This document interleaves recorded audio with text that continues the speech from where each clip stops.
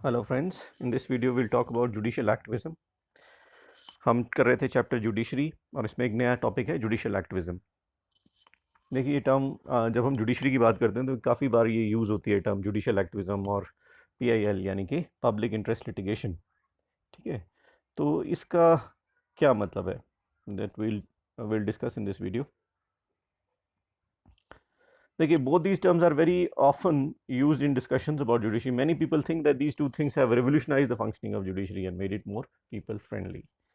काफ़ी लोग क्या कहते हैं कि ये जो जुडिशियल एक्टिविज्म है और पीआईएल है, इसने जुडिशरी को की फंक्शनिंग को रेवोल्यूशनाइज कर दिया है और जुडिशरी जो है अब पीपल फ्रेंडली हो गई है।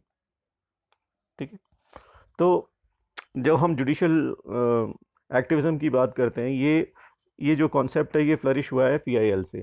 पीआईएल मतलब पब्लिक इंटरेस्ट लिटिगेशन, इसको एसएएल या सोशल एक्शन लिटिगेशन भी कहते हैं। ठीक है, अब ये क्या है, देखिए यूजुअली कैसे नॉर्मल केस में हम कोर्ट कैसे काम करता है कि कोई जो भी इंडिविजुअल है जो कि अग्रीव्ड है या जिसका कोई प्रॉब्लम है, वो कोर्ट अप्रोच करता है और फिर जो भी उसकी अग्रीव्ड पार्टी है वो उसको डिपेंडिंग ऑन द सर्कमस्टांसेस जो कोर्ट है उसको जस्टिस डिलीवर करने का काम करता है। ठीक है, ये एक नॉर्मल कोर्स ऑफ एक्शन है। लेकिन ये जो पूरा कॉन्सेप्ट है ये एक चेंज हुआ इसमें, वो हुआ इन द ईयर 1979। इसमें क्या हुआ, the court set the trend when it decided to hear a case where the case was not filed by the aggrieved person but by others on their behalf. तो usually जो भी agreed party है वो court approach करती थी, लेकिन 1979 के बाद कोर्ट ने एक नया ट्रेंड शुरू कर दिया, एक चेंज ला दिया कि जो अग्रीड पर्सन है, ठीक है, उसके अलावा थर्ड पर्सन भी कोई उसके बिहाफ पर केस फाइल कर सकता है ना, as this case involve a consideration of the issue of public interest. लेकिन क्यों क्यों कैसे कर सकता है या किन सिचुएशन में थर्ड पार्टी अग्रीड पार्टी के बिहाफ पर केस फाइल कर सकती है? क्योंकि वो जो इशू है वो पब्लिक इंटरेस्ट का है, मतलब उसमें जनरल पब्लिक का कोई इंटरेस्ट इन्वॉल्व है। Around the same time the supreme court also took up the case about rights of the prisoners.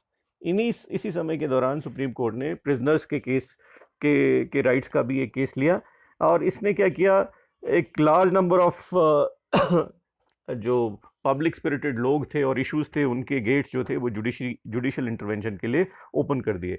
तो जो भी ऐसे इश्यूज थे जिसमें पब्लिक इंटरेस्ट इन्वॉल्व था, चाहे वो प्रोटेक्शन ऑफ एग्जिस्टिंग राइट्स थे या फिर betterment of life conditions of the poor था या फिर कंडीशंस ऑफ द जेलमेट्स था या इन्वायरमेंट था, इस तरह का जो भी पब्लिक इशू था उसके उसमें इंटरवीन करने के गेट जो जुडिशरी के लिए ओपन हो गए। And PIL has become the most important vehicle of judicial activism today. आज की डेट में पीआईएल जो है वो जुडिशियल एक्टिविज्म का सबसे इंपॉर्टेंट टूल बन गया है। देखिए जुडिशियल एक्टिविज्म की अगर हम डेफिनेशन की बात करें तो हम कह सकते हैं कि यूजुअली जुडिशरी जो है ना वो पैसिव होती है। पैसिव इन द सेंस के जब कोई उनके दरवाजे खटखटाएगा तब उसको जस्टिस मिलेगा। ठीक है, बट अगर जुडिशरी एक्टिव रोल प्ले करना शुरू कर दे, मतलब कोई गया नहीं दरवाजा खटखटाने, लेकिन उनको लगा, जुडिशरी को लगा कि कहीं पर कुछ गलत हो रहा है और जुडिशरी वहां पहुंच गई, that is what judicial activism is. ठीक है ना, तो अब मान लीजिए किसी ने, जुडिशरी ने देखा कि न्यूज़पेपर रिपोर्ट आ रही है कहीं वायलेशन ऑफ ह्यूमन राइट्स हो रहे हैं या कहीं पर बॉन्डेड लेबर हो रही है, कोई न्यूज़ रिपोर्ट आई या कोई वीडियो क्लिप आया, उसी के ऊपर अगर जुडिशरी जो है वो कंसर्न अथॉरिटी को डायरेक्ट करती है और उनसे पूछती है ऐसा क्यों हो रहा है उसको हम जुडिशियल एक्टिविज्म कह सकते हैं। लेकिन नो डाउट पीआईएल जो है वो सबसे इंपॉर्टेंट व्हीकल है जुडिशियल एक्टिविज्म का।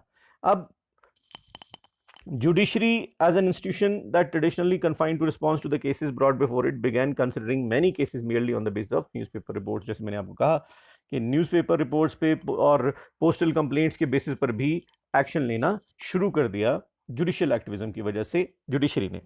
कुछ अर्ली पीआईएल्स की अगर हम बात करें, 1979 में सबसे पहले newspaper published report about under trials. Newspaper में खबर छपी जो जेल में कैदी थे उनके बारे में कि वो बिहार में जिन लोगों ने इतना समय जेल में काट दिया था जितनी कि अगर उस क्राइम में उनको सजा होती उससे भी ज़्यादा था। तो ये जो रिपोर्ट थी, this prompted an advocate to file a petition. इस रिपोर्ट के बेसिस पर एक एडवोकेट ने कोर्ट में पिटिशन फाइल की। The supreme court heard the case, it became famous as one of the early PILs. This was known as Hussainara Khatoon versus state of Bihar. तो एक advocate ने on behalf of the jail inmates ये petition file की और court ने इसको सुना और ये बड़ा एक फेमस लैंडमार्क एक डेवलपमेंट हुई जुडिशरी के जुडिशल प्रेसिडेंट्स में, हुसैन आरा Khatoon versus state of Bihar के नाम से। फिर दूसरा था 1980 में a prisoner inmate of Tihar jail, उसने एक स्क्रिबल पीस ऑफ पेपर किसी तरह से justice Krishna Iyer supreme court के जो थे उनको पहुंचा दिया about the torture which was taking place to the prisoners in the prisons, और जज ने इसी स्क्रिबल्ड पेपर को जो है वो पिटिशन में कन्वर्ट कर दिया। लेकिन बाद में कोर्ट ने ये जो इस तरह की जो प्रैक्टिस थी और considering letters etcetera to converting them into PIL ये बंद कर दिया। बट ये जो स्पेसिफिक केस था this is known as Sunil Batra versus Delhi administration. तो कुछ अर्ली पीआईएल्स हैं। Though the PILs through the PILs the court has expanded the idea of rights, हमारे जो राइट्स हैं उसका आइडिया भी एक्सपैंड हो गया है, जैसे कि clean air, unpolluted water, decent living etcetera. This have all these things have come in the ambit of rights through PILs now.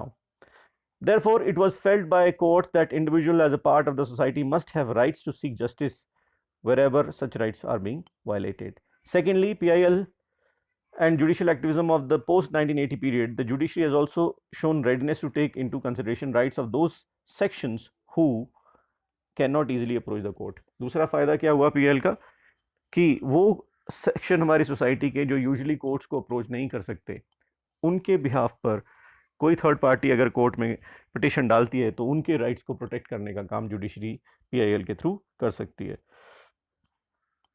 Right, judicial activism has had many fold impact on political system, हमारे political system पे भी काफ़ी इसका impact हुआ है। जैसे कि इसने हमारे पूरे जो जुडिशियल सिस्टम है इसने हमको, it has democratize the judicial system by giving not just to the individual but also group access to the court.